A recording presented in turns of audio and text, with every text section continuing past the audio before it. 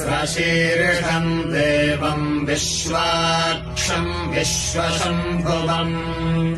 विश्वम् नारायणम् देवमक्षरम् परमम् पदम्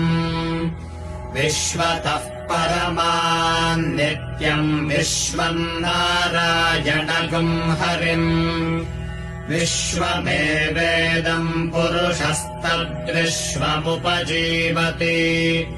पतिम् विश्वस्यात्मेश्वरगुम् शाश्वतगुम् शिवमच्युतम्